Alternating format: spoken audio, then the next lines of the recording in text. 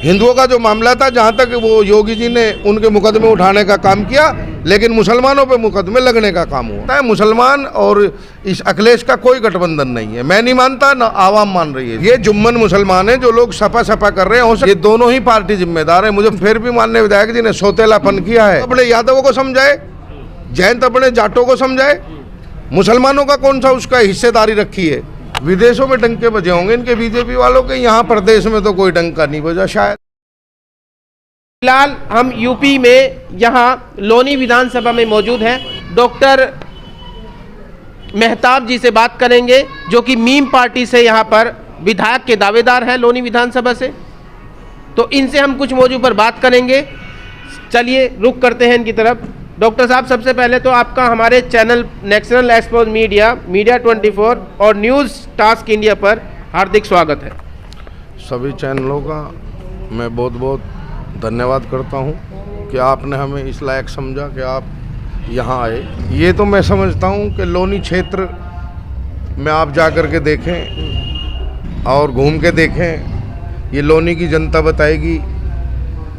जो पिछड़ा वर्ग है, मेरे भाई हैं, दोस्त हैं, मिलने वाले हैं, पूरे विधानसभा से आप पूछ सकते हैं कि मैंने लोनी में क्या किया है, लोनी की जनता के लिए क्या किया है। मैंने लोनी के किसी भी आदमी को जनता में नहीं माना, हमेशा अपना बुजुर्ग या अपना भाई या अपना दोस्त समझा है। तो ये लोनी की जनता बताएगी आपको कि मैंने क्या किया है। मेरे लिए अगर आधी रात भी कोई भी भाई मेरे पास आया है तो मैंने उसका काम करने की कोशिश की है। ऐसा नहीं होता राजनीति में कि हर काम हो जाए, हर काम में आदमी सक्षम हो। नहीं, अगर जनता को ज़रूरत पड़ी है, किसी भाई को ज़रूरत पड़ी है, तो मैंने वहाँ जा कर के उसके साथ कंधे से कंधा मिला के उस काम को करने का जो मामला था उसको अंजाम दिया है। वो काम हुआ है या नहीं हुआ, मैं औरों की तरह नहीं रहा, जाओ मैं फ़ोन कर रहा हूँ आप जाए और मेरा नाम ले देना, नहीं, मैं खुद जाके स्वयं काम किया है। विदेशों में डंके बजे होंगे इनके बीजेपी वालों के, यहाँ प्रदेश में तो कोई डंका नहीं बजा शायद। मैं समझता हूँ कि आवाम से पूछें, आप सभी क्षेत्र में जाएं, पूरे क्षेत्र में जाएं आप, और इनका डंका जहाँ बजा होगा, लेकिन लोनी विधानसभा क्षेत्र में तो इनका डंका कोई नहीं बजा और ना ही कोई इतना खास विकास हुआ। माननीय विधायक जी ने जो भी किया होगा अपने क्षेत्रों में किया होगा। हमारे क्षेत्र में तो इन्होंने एक ईंट तक नहीं लगाई, सौतेलापन किया है। हमारे भी विधायक थे, विधायक जो जनप्रतिनिधि होता है क्षेत्र का, वो सभी समाज का, सभी वर्गों का होता है, चाहे किसी ने वोट दिया है या नहीं दिया, लेकिन फिर भी माननीय विधायक जी ने सौतेलापन किया है और हम उससे बड़े नाराज रहे हैं इस मामले को लेके। क्यों? विधायक या पहले हाजी जाकिर अली भी रहे हैं, उन्होंने कोई जात पात या कोई मामला ऐसा नहीं रखा, उनके प्रतिनिधि हम रहे हैं।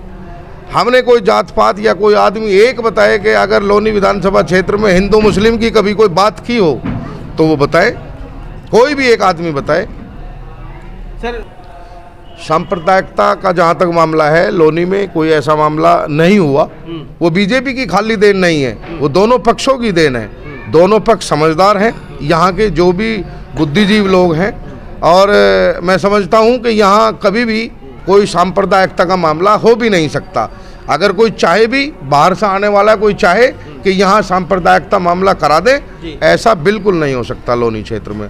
यहाँ हिंदू और मुसलमानों का, दोनों का बहुत गठजोड़ है, बहुत प्यार है और सभी साथ रहते हैं। सर आपको देखो, जहाँ तक मामला गंगा जमुना तहजीब का है, इस तहजीब को ख़त्म करने वाले इधर समाजवादी पार्टी, माननीय पूर्व मुख्यमंत्री अखिलेश और बीजेपी, ये दोनों ही इसके जिम्मेदार हैं। तीसरी पार्टी इसकी कोई जिम्मेदार नहीं है। अगर कोई जिम्मेदार हैं तो बताएं। ये दोनों ही पार्टी जिम्मेदार है। मुजफ्फरनगर कांड ले लो, चाहे जहाँ का ले लो, ये सब इन्हीं की जिम्मेदारी थी। जब माननीय अखिलेश यादव की सरकार थी तो क्यों लोगों पे मुकदमे नहीं हुए? क्यों लोगों को इसका जो है क्या नाम निर्णय, कोई इसका कोई भी रिजल्ट उन लोगों के सामने नहीं आया जो लोग मरे, जो लोग वहाँ कटे, जो बहन बेटियों की इज्जत लूटी?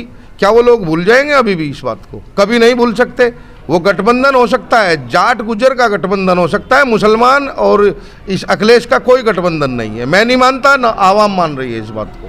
सर ये जुम्मन मुसलमान है जो लोग सपा सपा कर रहे हैं, हो सकता है उनको कोई सपा से बेनिफिट होता हो। अच्छा। सपा का रवैया देखें, वो अपने मोहम्मद आजम खान साहब कितने बड़े नेता हैं, हमें आज भी उनका दुख है, हमें आज भी उनका दुख है और दुख रहेगा। सपोज करो, मान लिया माननीय मुलायम सिंह के परिवार में से कोई आदमी अगर जेल चला जाता तो क्या अखिलेश भैया या शिवपाल या धर्मेंद्र यादव या मुलायम सिंह क्या ऐसा करते कि भाई वो रोड पे नहीं उतरते? वो रोड पे भी उतरते, केंद्र तक जाते, दिल्ली तक जाते। लेकिन वो एक मुस्लिम थे, एक कामयाब नेता थे, उनको जेल में सड़वाने का काम सिर्फ और सिर्फ माननीय मुलायम सिंह और माननीय अखिलेश जी का है, नहीं है। माननीय अखिलेश जी बार बार कहते हैं रिक्शा बांटी, रिक्शा उन्होंने यादवों को कितनी दी, जरा परसेंटेज बताएंगे? आप उनसे भी पूछें भाई, आपने रिक्शा बांटी, रिक्शा तो मुसलमानों के लिए रहा और शिक्षा रहा तुम्हारे यादवों के लिए और समाज के लिए, तो ये मुस्लिम समाज कहाँ है? मैं मुस्लिम समाज की राजनीति नहीं करता, लेकिन फिर भी एक बात बता रहा हूँ मैं आपको कि आप उत्तर प्रदेश में ब्यौरा ले कि उन्होंने कितनी रिक्शा मुसलमानों को बांटी और कितनी यादवों को बांटी। यादव तो IAS IPS PCS अधिकारी होगा और मुसलमान उसको ढोने का काम करेगा और फिर सरकार आने के बाद में लट खाने का काम करेगा। थाने में जितने इंस्पेक्टर, CO, कप्तान, जितने भी तमाम सरकारी मशीनरी होती है वो सब यादववाद होता है उस टाइम। तो मैं समझता हूँ कि मुसलमानों को समाजवादी में जाने से कोई फ़ायदा तो है नहीं। कुर्सियों बिछाने का काम है, दरिया बिछाने का काम है। हमारे ओवैसी जी जो है वो चाहते हैं कि हिस्सेदारी, भाई 20-22% मुस्लिम है यहाँ, 20-22% यहाँ मुस्लिम है और मुस्लिम होने के नाते आज तक ना कोई शिक्षा का मामला है, ना कोई आरक्षण का मामला है। कहाँ उठाया अखिलेश ने? अखिलेश की स्पष्ट सरकार थी, अपने शासन में क्यों नहीं उठाया उन्होंने? अगवे जो है मुसलमानों को शिक्षा भी दी जाएगी। अगर मोहम्मद आजम खान ने वो यूनिवर्सिटी बनवाई है तो उसमें भी उनको इल्ज़ामात लगा के और मैं तो समझता हूँ कि ये सारी की सारी चाल अखिलेश की है और समाजवादी की है, पूरी तमाम समाजवादी की ये चाल है कि जो अब मोहम्मद आजम खान आज तक जेल के अंदर है। मुसलमानों का ये नाम लेना पसंद नहीं करते। अलीगढ़ के अंदर एक विधायक जी थे, शायद 2 बार वो विधायक रहे हैं, मैं नाम तो निकल गया मेरे दिमाग से। स्टेज के ऊपर राष्ट्रीय लोकदल के चौधरी जयंत ने उनको धक्का दिया है। क्या मुसलमान धक्के खाने के लिए ही पैदा हुआ है क्या? वोट लेने के लिए तो ये समाजवादी बहुजन समाज पार्टी, और धक्का देने के लिए जाट खड़े कर दिए। अरे जाटों से तो ये पूछ लेना कि मुजफ्फरनगर में क्या कांड किया था इन्होंने, वो आज तक नहीं भूले ये लोग।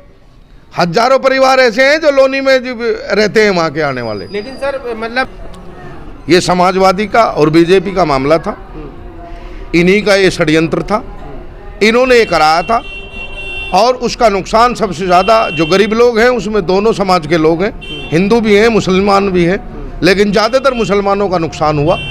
हिंदुओं का जो मामला था, जहाँ तक वो योगी जी ने उनके मुकदमे उठाने का काम किया, लेकिन मुसलमानों पे मुकदमे लगने का काम हुआ।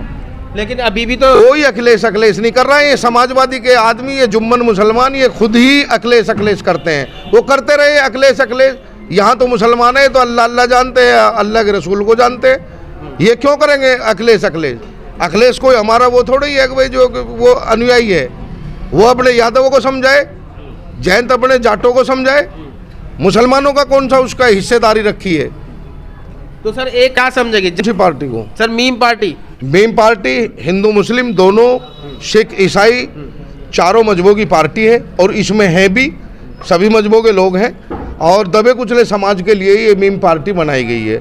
इसीलिए हमारे ओवैसी जी ने, बैरिस्टर साहब ने नारा दिया है जय भीम जय मीम का। इसीलिए सभी वर्ग उनके साथ हैं, कंधे से कंधा मिलाकर के चुनाव लड़ रहे हैं और मैं समझता हूँ लोनी विधानसभा क्षेत्र में बहुत जल्द रिजल्ट आ जाएगा। 2-4-10 दिन के अंदर ही पता चल जाएगा कि यहाँ जय भीम जय मीम आगे है या बीजेपी आगे है।